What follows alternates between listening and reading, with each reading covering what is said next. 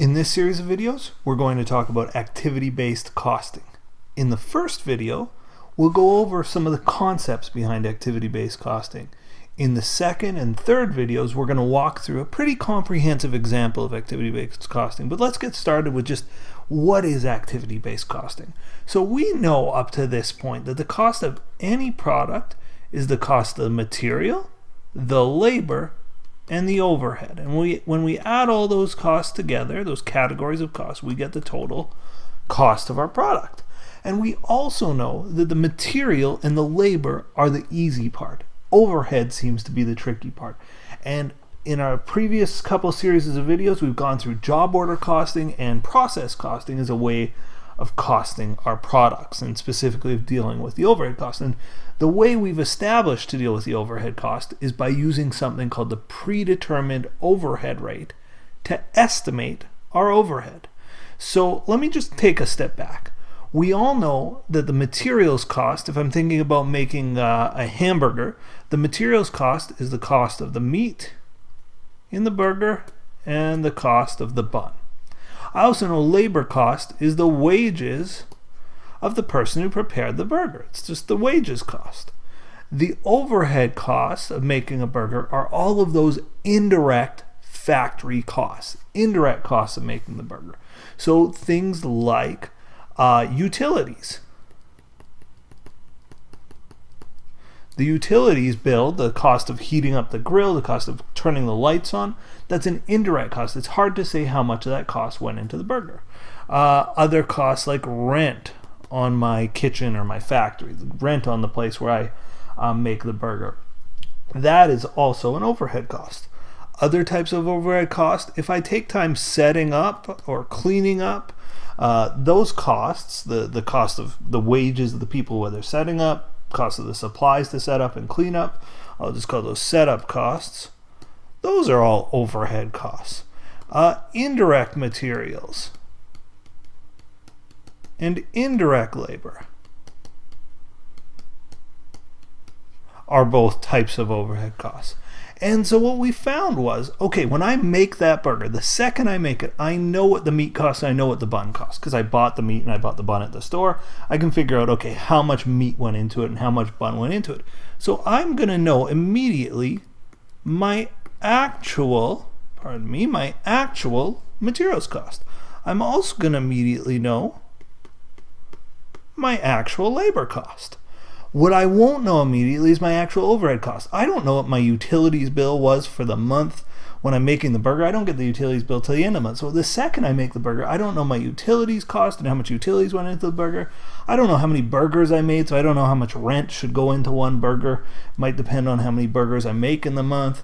I don't know my total setup costs for the month and how much should be applied to that one burger. So with MOH, we said we have to estimate our MOH, and actually we used a term for the estimate. We said we have to apply our MOH. So we use our actual materials, our actual labor, but we apply our overhead. We estimate our overhead.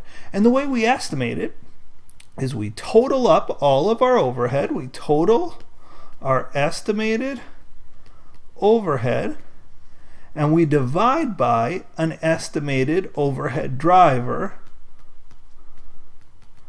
And we said those are things that tend to drive overhead, and common examples are direct labor hours, direct labor cost, machine hours, and there's lots and lots of others, but those are common examples. So I would say, okay, I'm going to total up all these overheads, I'm going to estimate it, I'm going to estimate my MOH driver, and then I'm going to apply it to the given hamburger. So if I use direct labor hours and it took me 15 minutes to make a burger, I would use that to drive my overhead cost.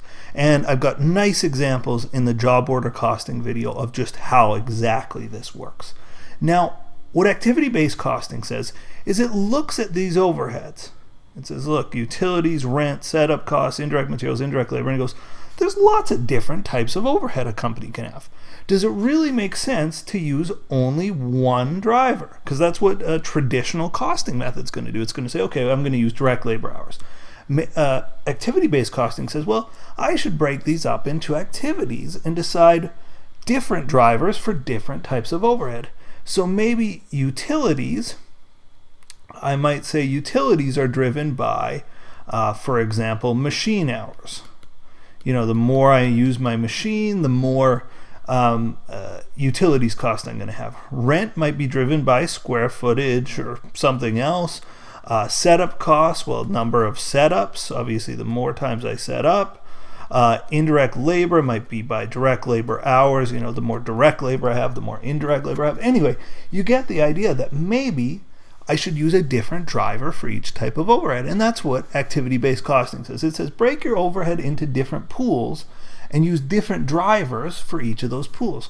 So rather than using one overhead rate, activity-based costing says we're going to use many overhead rates.